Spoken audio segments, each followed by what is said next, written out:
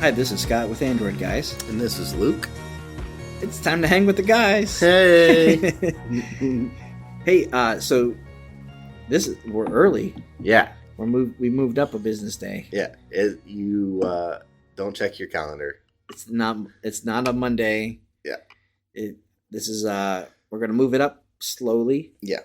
To where this just becomes a more timely one, so that if we do talk about something that was announced, it doesn't have to sit for 6 days. It doesn't feel like you don't listen to it and go, yeah, I heard about that last week, guys. Yeah, dude, that was last week. Yeah, no, this will be... Not that we're like super bleeding edge, but we do hear a couple things every once in a while. Yeah, and we, keep up with the news. That is part of our beat. Yeah.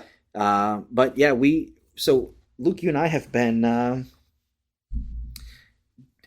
getting deeper into our goal of more multimedia. Yeah. And as part of that was, starting over the summer was, let's get the podcast back. Yep. Let's get consistent with it. Yep. And continue to deliver on that and get it to where, we're putting out something 5 out of 7 days a week. Yeah. And we might record in groups of things, but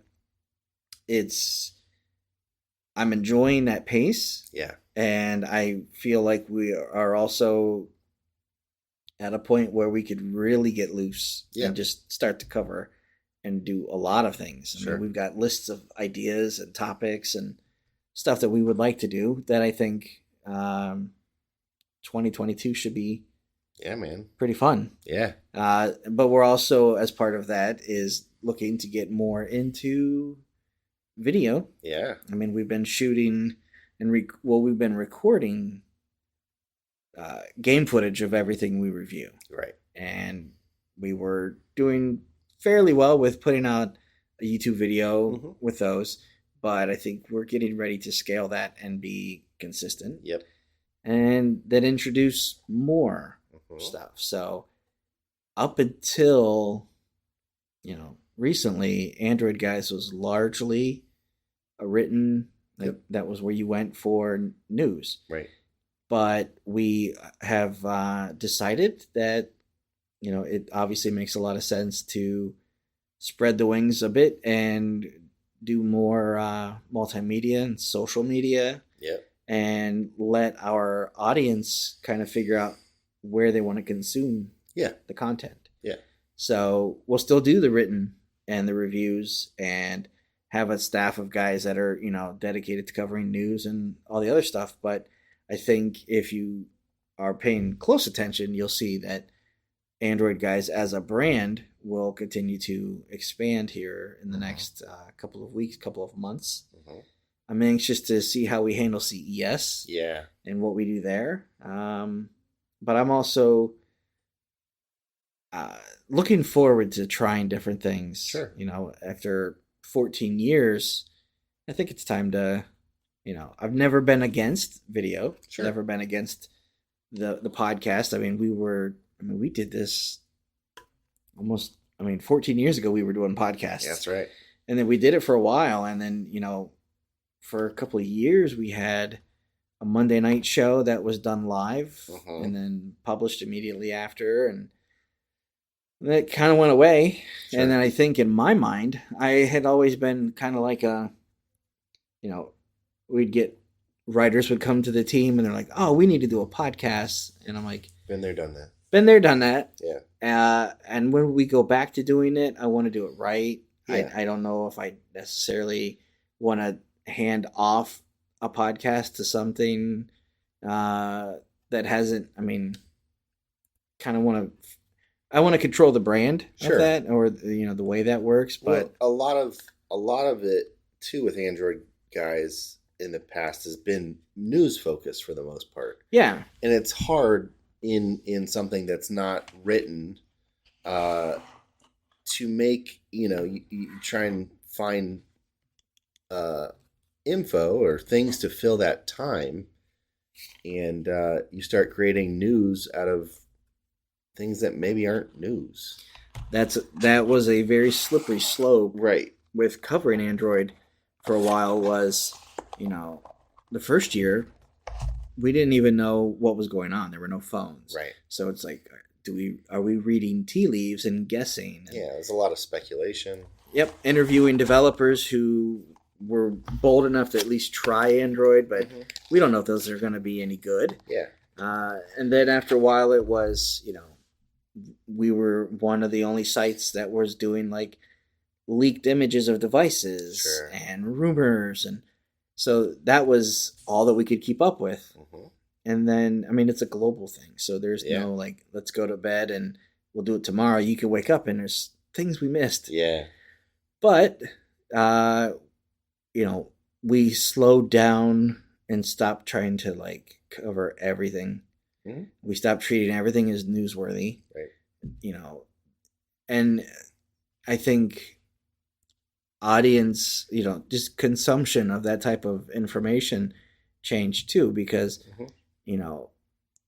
not everybody knew about a MyTouch 3G phone in 2008. Right. But everybody knows about the Galaxy S20, right? In 2020 because every tech site's covering it. Yep. So I have to figure out: are we trying to compete with every tech site, or are we trying to do what we want? Right. So I look forward to doing more of what we want. Yeah. And got a lot of fun ideas. Yeah. Well, this is one of those things. Yeah. The actual idea of this show, the Hanging with the Guys format, is just.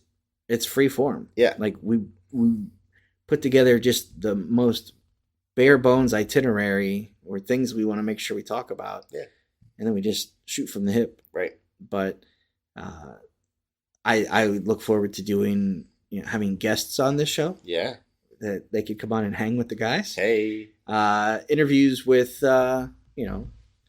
software developers, wireless carriers, influential people in the space, and just continue to grow that. So that's, it's an interesting time of year to try these things because it is kind of that quiet period before CES. Sure.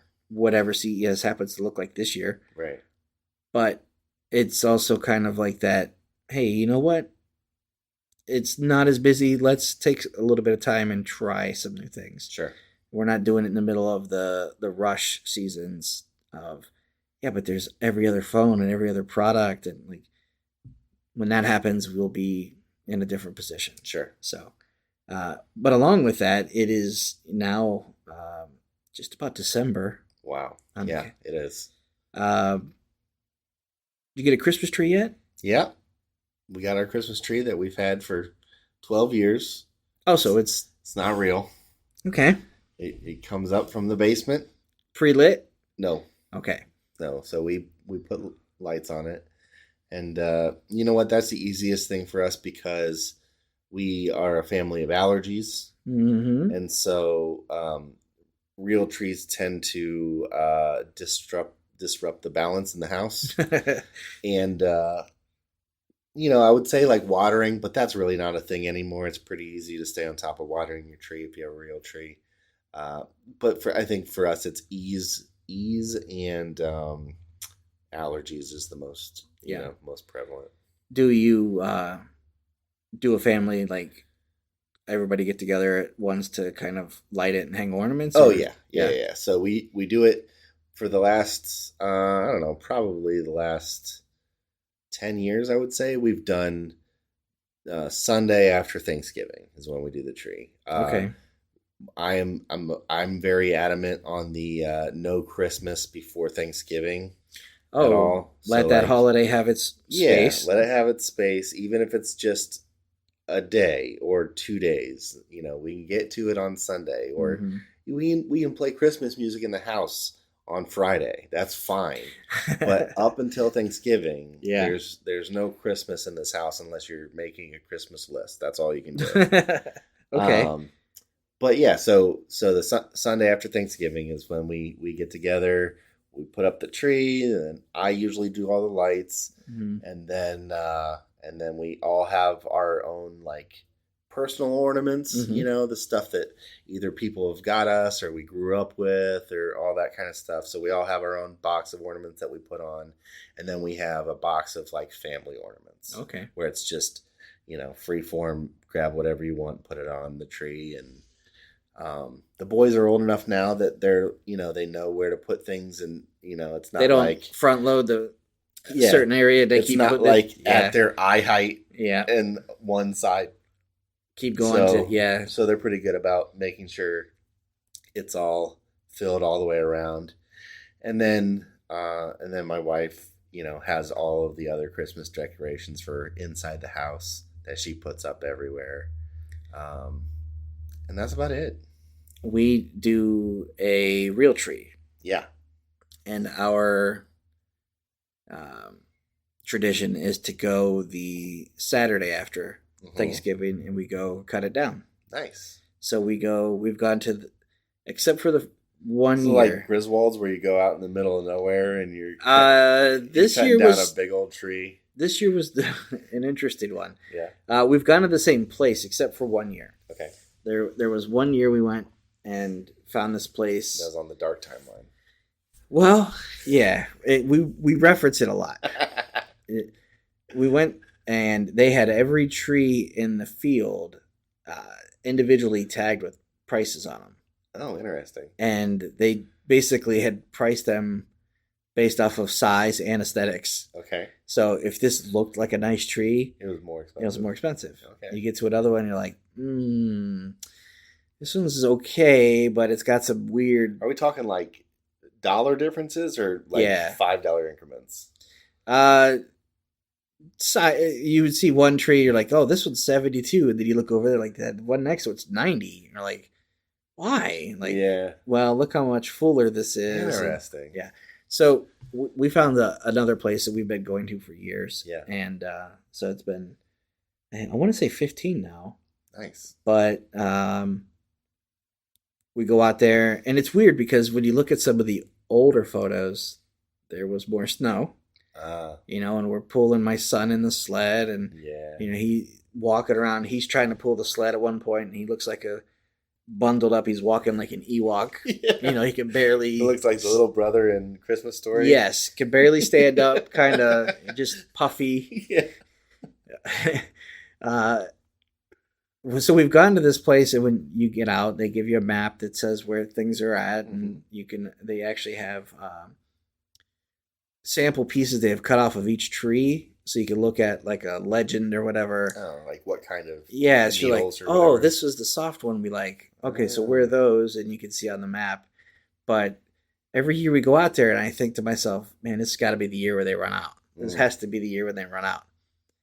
This was the year when we were there for a very long time trying to find a tree that we liked. You can find plenty of trees still. Sure. But more and more sections are becoming baby trees. So they're like 3 foot tall. Is that because of just they've kind of... The sections just get picked over and they have to rebound. So is it because of rebound, like the trees aren't growing as fast, or is it because people are buying trees earlier and earlier? It might be both. I don't know. Interesting. Okay. And I know that, certain sections, you just look at them and you can tell they just kind of went through and just took out the last bit and just planted some other stuff. And like in another couple years, they will be worth, considering. Sure. But you look at the maps and you're like, well, these are going to be between 4 and 9 feet tall. And you get there and they're like all 5-6 feet, thin. But so we do the whole thing, man. We go out there, you get a sled and a saw, and you hike around. We went to we walked all the way to the southbound end, and then turned around and said, well, maybe we want a different type this year because the selection. So we went all the way to literally the northbound end of the property. Wow. Yeah. And then we were just about ready to decide on which ones, and we're like, these needles are going to be hard, and I don't know if they're going to dry out. And didn't we get on a tree one year where the needles just seemed to fall off? I'm like, let's go back over it. So we went back to the southbound end, finally found one. Nice. Got it. Took it home, got it all, you guys end to stand. So we've never gotten a real tree like that before. Since I moved out, we had a real tree, growing up, but I don't remember really much of that. because most of my teenage years we had a fake tree also. But do you do the whole like strap it to the roof of the car? Yeah, after you cut it down, you can take it back, and they have a machine that they will stand the tree up on that just shimmies.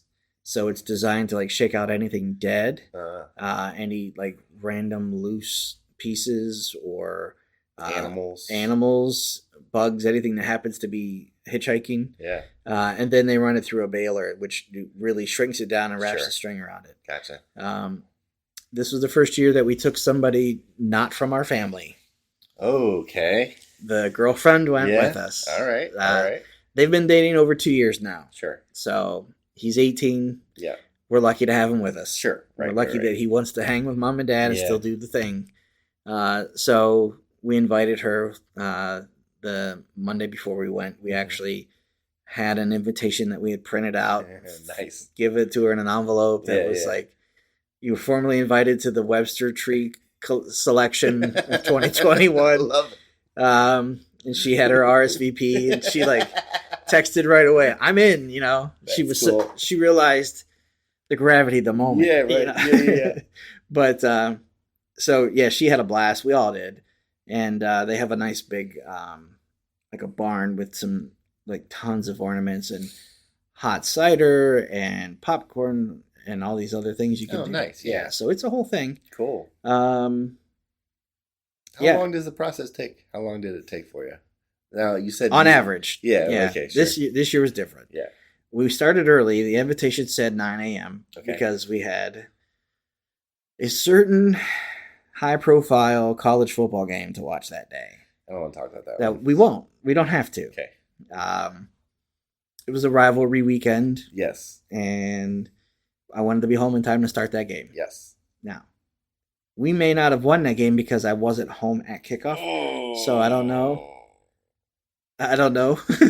Might be my fault. If that's your fault, then we have a whole nother conversation, maybe off air. I don't know if it's a conversation or if I'm just getting yelled at. Like, this might be a one-sided conversation. Yeah, a punishment. Normally, you can go out there, find your tree, spend the time inside, and in an hour and a half. Yeah. And then it's only like a 20, 25-minute drive. Okay. So you could do part of your day. Sure. So that was Saturday, and then Sunday Saturday night we set the tree in its stand, let it drop, and then we decorated on Sundays. Nice. So decorated up, lights. I've got the twinkly lights from last year. Yeah. I couldn't wait to put those back up. Twinkly LED lights. Those are awesome. If you guys didn't see the review we did, or if you're looking for something cool, I know that you might have your tree already decorated, but twinkly lights are cool. You can control them by your app, and there are new light patterns this year that weren't there last year. Nice. The app, there's a firmware update and some other things that I was pleasantly surprised with. And then so it was funny that you say twinkly because Rachel, she was looking at stuff on. She always looks through of like, hey, after Christmas we should look for stuff on sale. She's like, I saw these lights and I think they're sweet. And she's not that person. She doesn't, she is very frugal, which I'm very lucky for because we would be in trouble if she wasn't. But she was like, these look really cool. We should get them. I was like, funny story. We reviewed those. Yeah. And Scott has them on his tree right now. And I was showing her pictures and she's like, oh yeah, those look sweet. And I was like, well, if you want them, we will get them. Yeah. So because I've wanted to get them. Yeah. But, they have different lengths or number of bulbs. Yeah. And they're really cool. Like you could, we put on a string of multicolored lights, but then we put those on top of it. And then you can just do different things. Like if you wanted it to make it look like there's just white, like snow coming down the tree. Yeah. That's a cool effect. Yeah. You can tie it to Google Home. Nice. So you can tell your assistant to change the lights to whatever. Nice. So if you are a fan of smart lights and just want to try something cool, they are somewhat weather resistant. but they're not the kind that I would feel comfortable leaving out all year round. Yeah, so I think in looking recently, Twinkly has like an outdoor option. Okay. So they have like, the icicle style, and then they have a couple other styles that are more for like outdoor, it seems like. And the colors are awesome because it's not like it just dances between like 6. No, it's like a true RGB spectrum. Yeah, and you can really make like, if you just want to like peach and orange and yellows and reds to kind of like stay in that, or if you wanted it to just be like zebra stripes. Yeah, I mean, for those people that have like a theme, like my mom, used to do like a theme tree. She would do our family tree like in the living room, and then she would have a theme tree like somewhere else or whatever. Those lights are really nice because you can program that color to what you want. And I almost left them out last year to just kind of put like over our fireplace mantle. Sure. Yeah. There just happened to be too many for that. Yeah. But a smaller strand of those or string of those, because then you can just make them like candlelight. Right. And then they just look classy all year round. Yeah. Or if you wanted to kind of drape them, wrap them around, if you've got railing or steps, you can do that to make it look like the colors are kind of running up the steps. But you can make them any color. So if you have, after Christmas, you can kind of have a period where you can just kind of leave them as like soft white with tinsel or garland. And then, right into February, just turn them on, make them reds and pinks. Sure. So they're really cool. Nice. And then I also set up this weekend my Christmas lights outside. Oh, nice. So we decided this year we were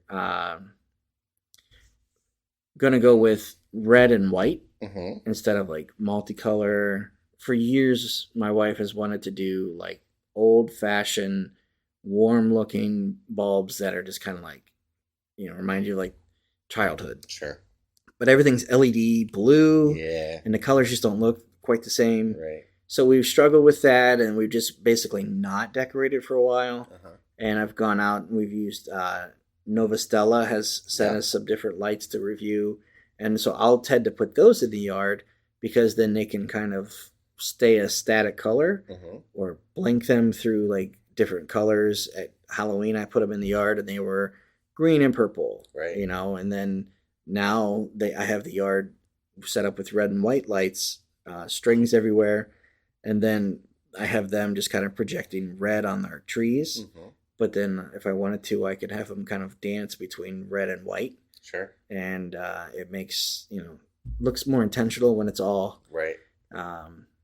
My wife she has a very discerning eye. Sure. When we'll drive by a house and she's like, no, I need to go talk to those people.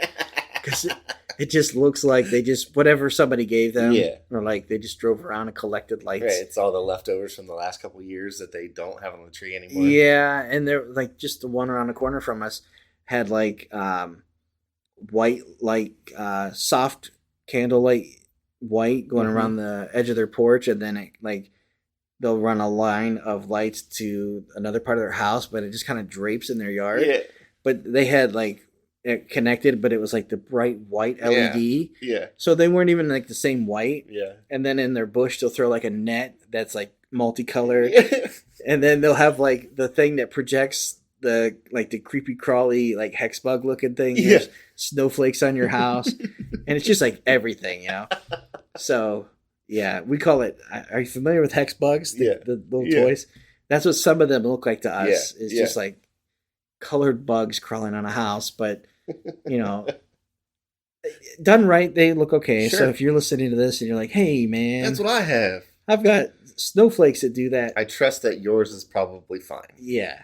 So, So she's unless like, you live in Scott's neighborhood, and then if you're that guy, you should come over and talk. We'll talk offline. It's a one-way conversation. I learned it from Luke. So it, we wanted to do something different this year, and I think, it looks cool. Yeah. It was, I wish I would have done it maybe a couple of days earlier because the weather was pretty cold. Yeah. But, Yeah, so that's where I am now. As Cool. we get ready to head into December, we are heading into a month of just fun content. Oh my gosh, so much stuff coming out. Like TV, I'm seeing commercials on TV for the Book of Boba Fett, Yeah, and I'm getting hype. yeah. Um, Spider-Man, Spider-Man. Matrix. Yep.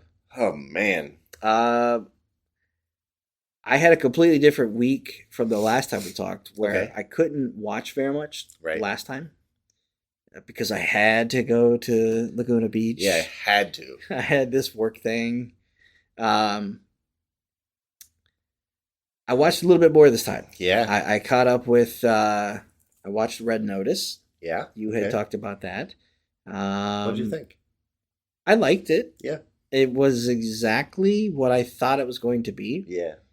Even from way back when they were like, here's a promotional photo of the three of them, Yeah. and here's the plot synopsis. I'm Yeah. like, oh, let me guess which one's the cop and Yeah, which one, yeah, you know. yeah. Like, boy.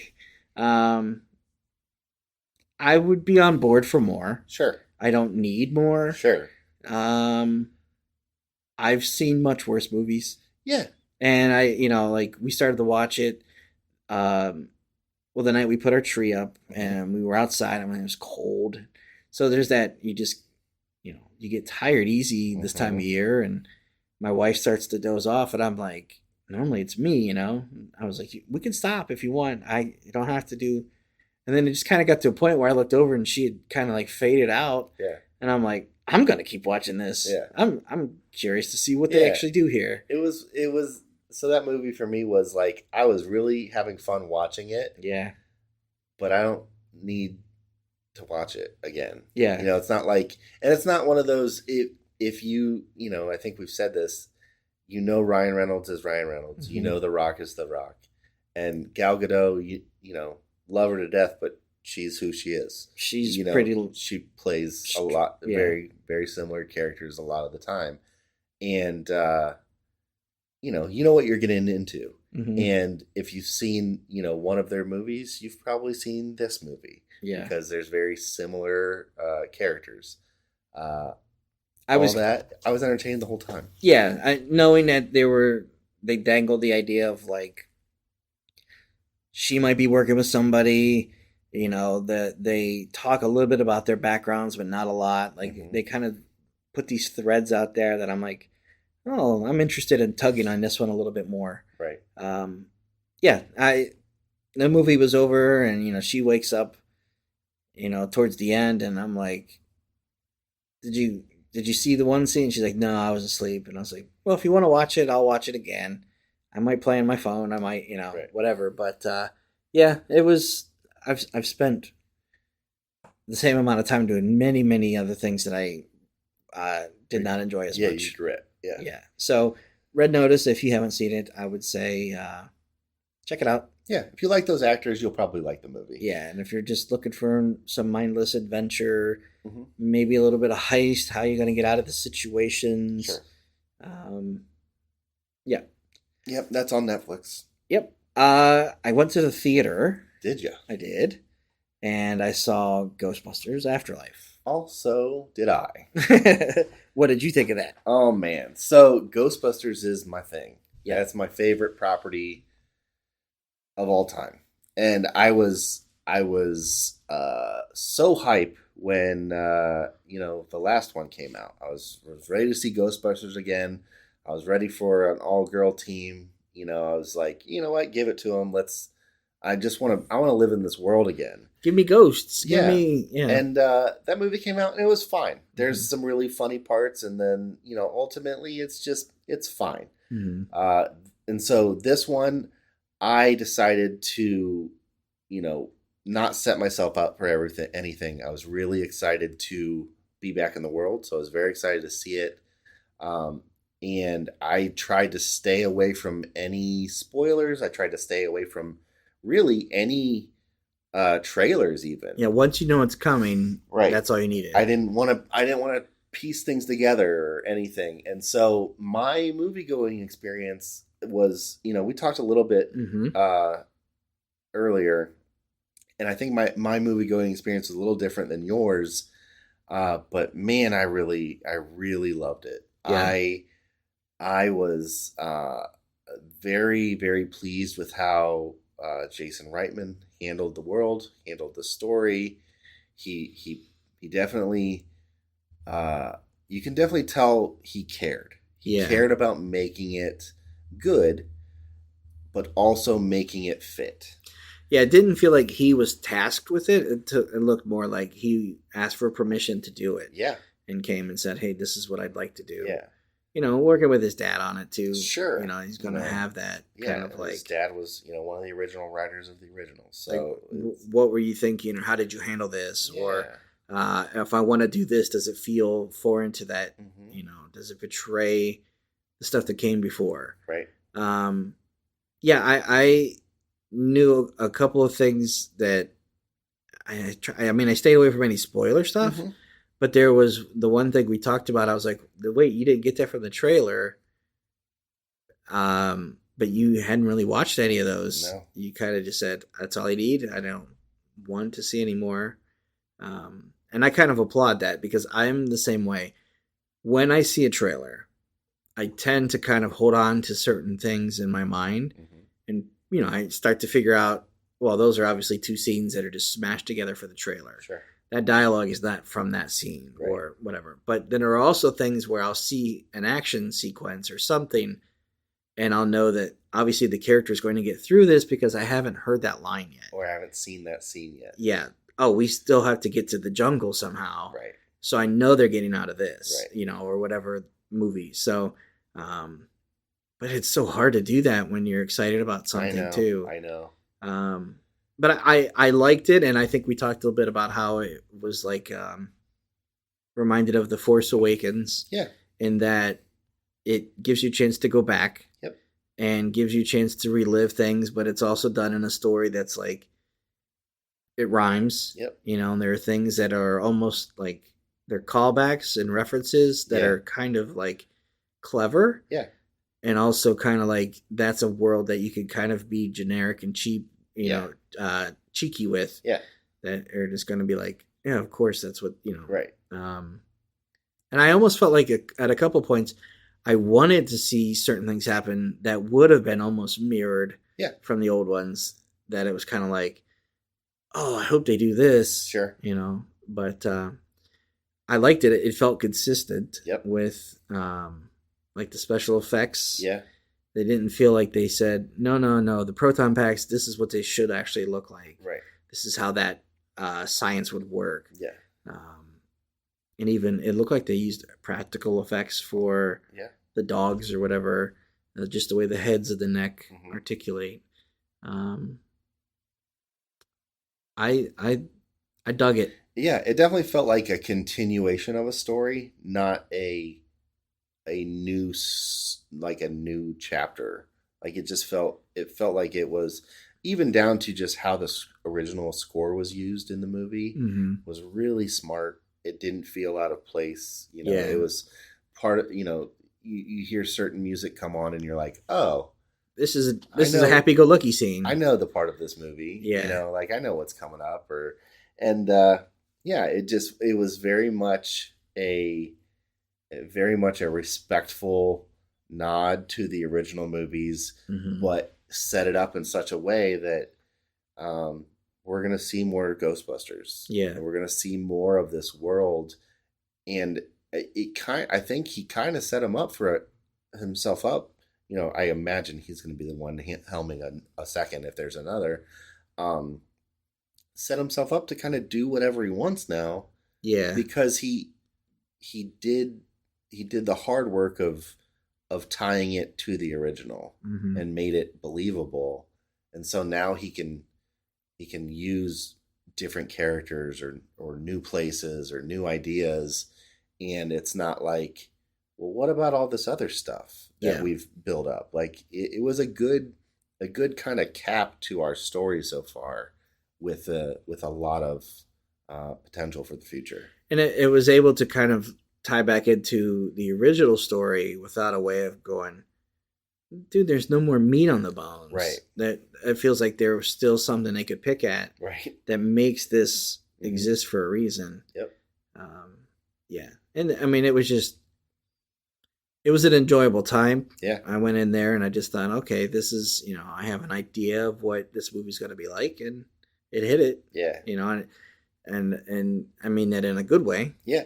I didn't have high hopes, but I also uh, wanted to see it. Right. Where it was kind of like sometimes you get in that, I should go see a movie. I need to get out of the house. What do I want to see? I don't know if I want to go sit through that, but I was kind of like, hey babe, are we gonna go see Ghostbusters? Yeah. Are we? Did you want to see? She's like, yeah. I'm like, oh, good. Are we doing the 5:30 then, or like I'm ready when you are. So, let's see, what else did I watch? It was I was able to. I didn't see them on the day they put them out, but I watched after Thanksgiving. We watched the first 2 episodes of Hawkeye. Same.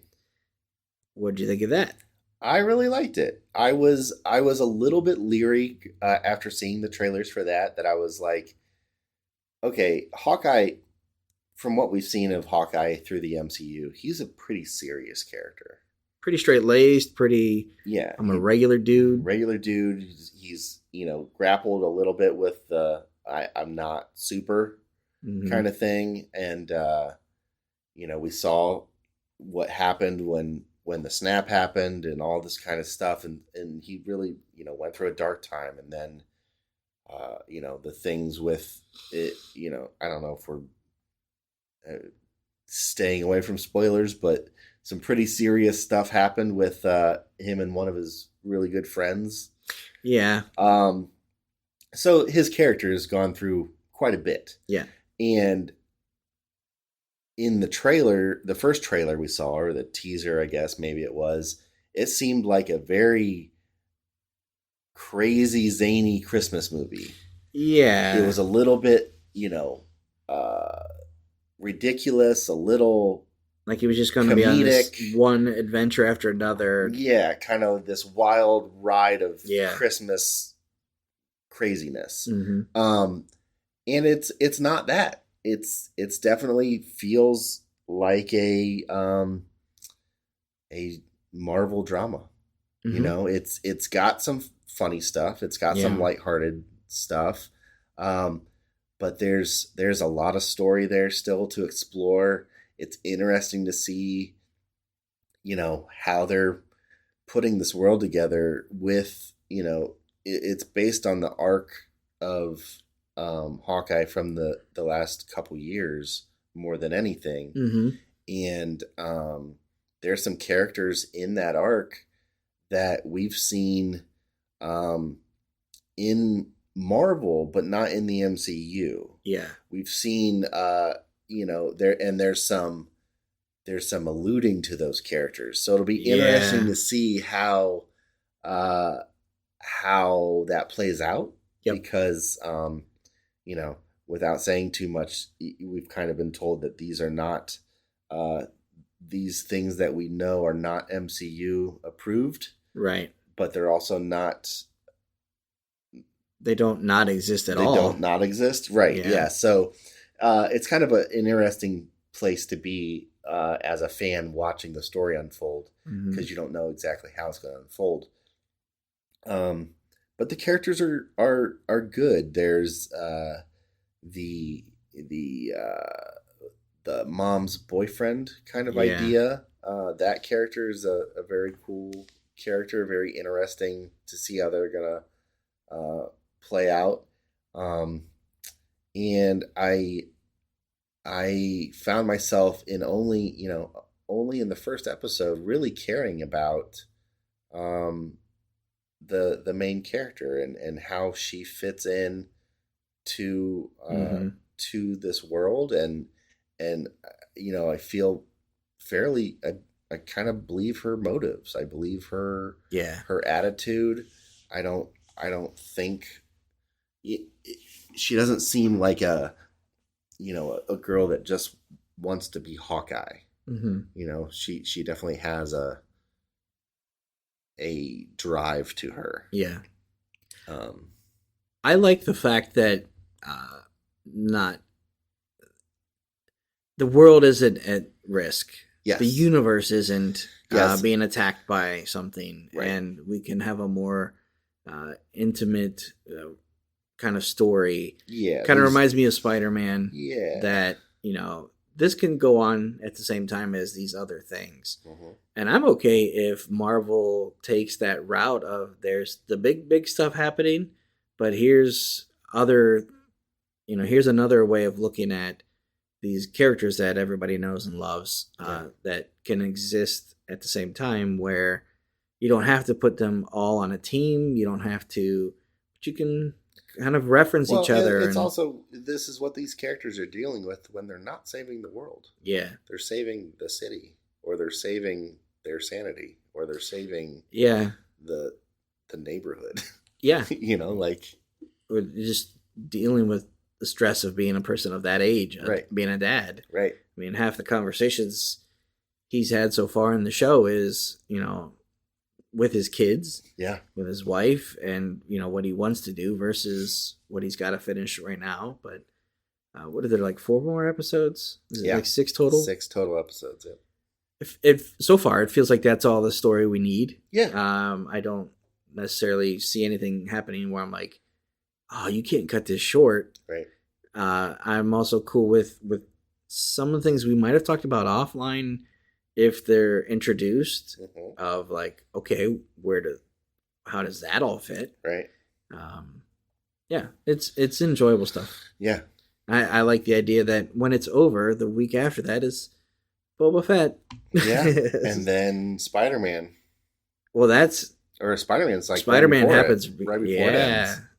Yep. Then Boba Fett, and then Matrix. Well, let's see. Matrix will be Christmas, right? Yeah. And then Boba Fett's 29th. Yeah. So we'll get a couple of them. Yeah, Matrix, then Hawkeye ends, then Boba Fett. Oh, man. Too much good stuff. And then there's Christmas and New Year's Eve. Yeah. Real life stuff. Yeah. Let's see. Anything else you've watched? Yeah. So I, you know, when I haven't been watching that kind of stuff, I watched. So Netflix does this. The algorithm is very, very good, and they just know what to put in front of you at the right times. It seems like. Did you do Play Something? No, I didn't. I've never done Play Something because I'm always scared. There's a lot of things in my list that I put in my list of like, I want to watch this, but I don't necessarily ever want to watch it right now. It's the same reason I don't use mixes on YouTube Music. Right. Because I don't want it to go between Max Richter and Pink Floyd and Johnny Cash, you know, but then play something from like 1980 REM album. I'm like, no, I'm not in the mood for that either. Yeah. You know, I can't just hit random. So Right. I'm afraid to hit that button too. I definitely have, I watch things based on the mood I'm in. Yeah. And so Play Something, I don't know if I've ever been in the mood of I'm going to be okay with whatever you decide. Mm-hmm. So, but I did scroll down and I had seen it for a couple days. I had seen this movie and it was one of those like, oh, I remember watching this movie when it first came out and I laughed, but I wonder if it holds up. And then I finally decided, let's see if it holds up. And that was 21 Jump Street. Yeah, yeah. So with Channing Tatum and Jonah Hill. And that movie is not great. Mm-hmm. But I laughed so hard during that movie. And there's so many things I forgot about that movie. Like, I forgot Brie Larson is in that movie. She plays a high schooler. Yeah. Like, that seems so strange. I forgot Rob Riggle was in it, and he is just ridiculous personified. Mm-hmm. Like, he is just the epitome of a crazy man. That movie was funny. It's very funny. There's a lot of, like teenage boy humor. That's the whole movie. It's, it's nothing. It's not some great story of, some awesome life lesson. Like, it's just and it's not nowhere near the earnest story that the show was. No, not at all. But it is an entertaining time, and it's silly, and it made me laugh again and again and Yeah. again, over and over again. The whole movie, I was just different ridiculous things, different one-liners, certain looks or things that would happen. It Mm-hmm. was just like, man, this is so ridiculous, so dumb. So I watched that, and Yeah. that's it is what it is. Whatever. If you hate it, it's fine. I thought it was funny. Um, If and you then, hate that movie, come see me. I want to talk to you offline. right. If you hate it, let me know. I want to know, and I will be okay with that. Yeah. I don't have to defend myself. I'm allowed to watch stupid things on my own time. The other thing though I got into was this show called School of Chocolate. It's a reality cooking show on Netflix. It's this world class chocolatier. His name is Amari Guishan, and it's Oh yeah. I don't know if I'm pronouncing that right. I'm probably not, but I wonder if it's French. I wonder if it's Guichon. Guichon. yeah, something like that. Anyway, this guy he got famous from social media mostly. His chocolate work is incredible, just world class. He makes chandeliers and huge sculptures. And Was this the guy you were showing me on Instagram? yes, Okay. so he has this culinary learning center in Las Vegas, and this takes place. I don't know if it takes place there or if it's just takes place, on whatever set that they made up. It seems like it's a building, but it could just be a set because it's just one big area. It seems like, and there's different rooms. But the idea is there's like 8 to 10 professionals. I don't remember exactly how many there are, but they're professional chefs or pastry chefs or sous chefs or whatever that come, and they're competing kind of. There's no weekly elimination or anything. So they're going through, and what happens is he kind of teaches a technique of, here's how you make a solid column out of chocolate, or here's how you, laminate chocolate to make it strong enough to hang under its own weight. Interesting. Or here's the idea of making, realistic objects out of food. And the idea of the dichotomy of what you see versus what you taste. And so he'll give these kind of little presentations or little, how-to kind of things. And then he'll say, your challenge for today is to recreate something that does this. And whether it's everybody for themselves, or they break people up into teams and then they compete. And then at the end of the day, he'll give somebody an award. It's him, and he's the main judge and jury of the show, but he also has his 2 assistants who are his personal assistant, personal chef assistants. They also help judge and kind of go around and they're kind of tertiary characters, give a little bit of feedback and info to people as they're working on things, but also feedback and info to Amari, as far as oh yeah, I like how this person did this. So they do a little bit of judging too. And so at the end of the show, they'll give somebody they'll give one of the people gets the best of the class. Okay. And so the idea is, by the end of however many episodes there are, one person is going to win $100,000 and a chance to come teach a seminar at his culinary school in Las Vegas. Okay. So it is a competition. They are competing for some money, but it's not like the normal competitions where we see,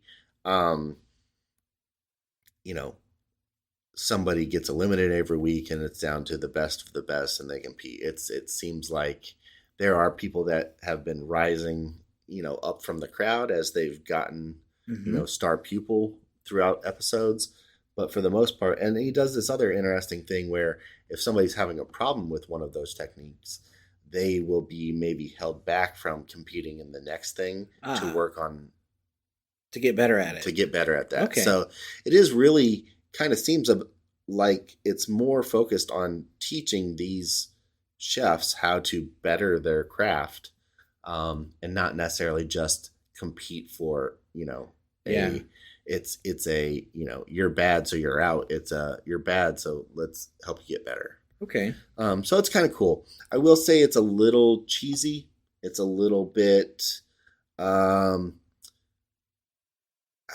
don't know if, knowing how reality TV works, I don't know if it's a little bit of producer coached in certain aspects. But it's very interesting to see people make crazy things out of chocolate. Did they release all the episodes at once? Yes. Okay. How many have you gone through? I've gotten through like 4. Okay. So, so a lot of shows, competitions tend to revolve around building towards this pressure of a situation, and then the payoff, and then the judging, and the tension, and the commercial breaks, and all that stuff. Right. How does this show do that? I mean, there's definitely like drama and tension, but it's drama. There's not really interpersonal conflict with people. It seems kind of like people are celebrating the people that do well. It's kind of has, I mentioned a couple weeks ago or so, Great British Bake Off, and how it's a little refreshing because they're competing, but they're not necessarily against each other. Yeah. They are competing against each other, but the thing that's refreshing is they're helping each other. Right. And there's been aspects in this show where people have been like, hey, I got done early. Can I help you with something? Okay. And so it's nice because it's not super cutthroat. Yeah. The drama and the tension comes from, we're trying to make this, this big sculpture out of chocolate. Is it going to stay up? Is it going to collapse? Or is this thing going to turn out how we wanted? And so it's kind of the antagonist of the show is the chocolate more than your fellow chef. So that, I think maybe that's what's drawing me more to the show, is it's not as much of what we normally see. But I wish it was a little bit less on the nose. Oh yeah. A little bit less like, hey, this guy is really good. Let's give him a show, and then figure out something around him. Yeah. More than, let's make this a good show. Okay. It seems more of a way to showcase the master chocolatier versus, a fully thought out show concept. Gotcha. But the chocolate work is incredible. Yeah. It's one of those things that I don't have any desire to learn how to do. Well, that was my question. And I don't know how to do, but when I see it, I'm like, that's really cool. That was my question, is between this and you talked about the Great British. Yeah. And like even knowing who Richard Blaze was before I went out of town, are you a big sucker for just like food cooking shows? I think I am. Like now, I really do, but are you a big do you like to cook? No, not really. Okay. I will cook. And I enjoy it when I do, but it's not something that's like, oh man, I really feel like cooking.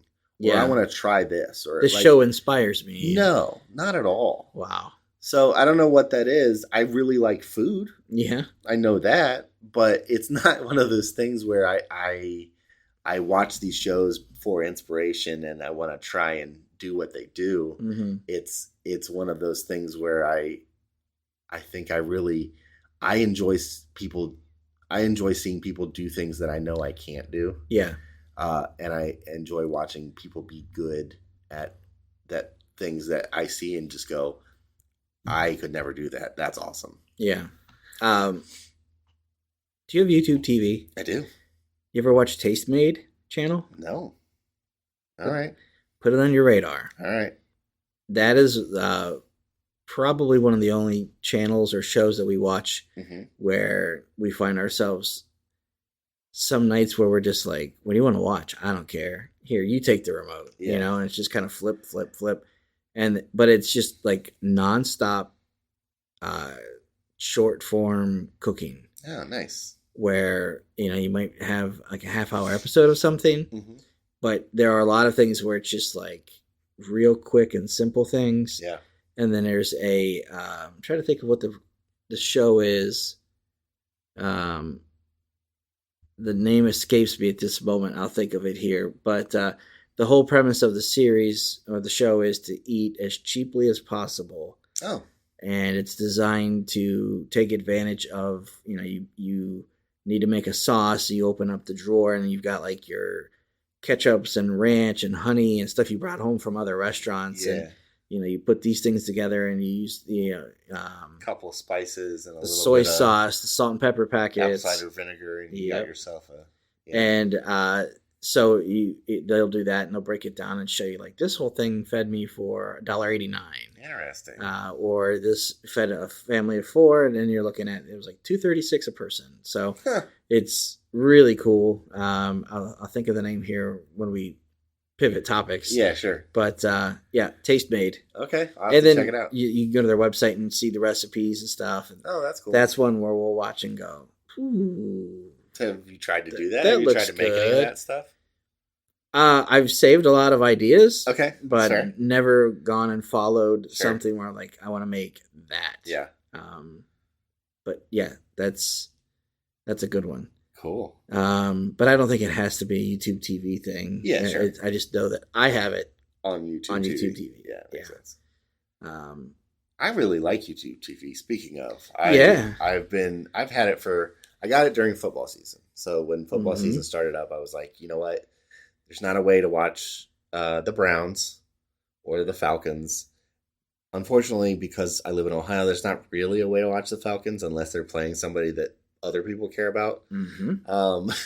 But a way to watch the Browns. And so I got YouTube TV, and I forgot how much I like it. It's a really nice service. I like being able to just pull it up on my phone in the grocery store, and I'm just walking around. I can catch the game. You ever watch football on your phone? Yeah. Dude, the bottom half of the screen where it shows like scores and highlights, and you can see like other things that are happening. It's made for phones. It's gorgeous. I know, man. It's awesome. And I like just being able to just pull up the same DVR. Yes. Cloud DVR anywhere and everywhere. Yep. I was a day one person, so they broke my heart when they went from $35 to like $55. Yeah. And then I moved it again. But if you have sports stuff, it's even more. Yeah. Yuck. But what are you going to do? I mean, some of the alternatives are about the same price. Yeah, same difference anymore. Sure. But I'm like, well, yeah, I can still watch my shows. Yeah. Well, I decided to just live in the ecosystem I'm already in. Yeah. It's in Google, so it works. I feel like if I was... Is that included in the Pixel Pass thing? No. So that's like YouTube Music, I think? YouTube Music and YouTube Premium. Premium, okay. Yeah, if that was...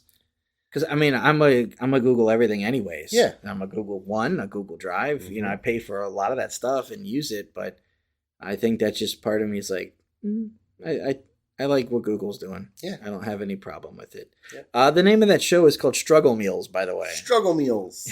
All right, I'll Told check you, it out.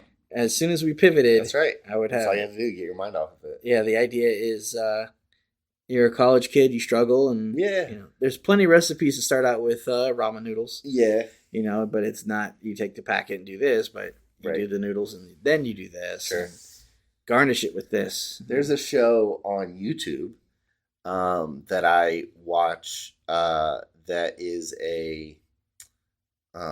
worth it. It's made by I think it was BuzzFeed originally, and then I think the guy split off from BuzzFeed. But it's the show is called Worth It, and the idea is they take 3 different restaurants and price points and say let's say we're gonna get chicken and waffles. Okay. And they go to the low price, the median price, and the high price, and then they say which one was worth it. Okay. Based on, or what was the most worth it. The cheap one is cheap, but did it taste good? Or right. Is there something in paying more for? Right. Sometimes you don't have to. Yeah. But and so I like that show too. I wish there was less content to consume. Yeah. But I don't. Or just more time to consume that content.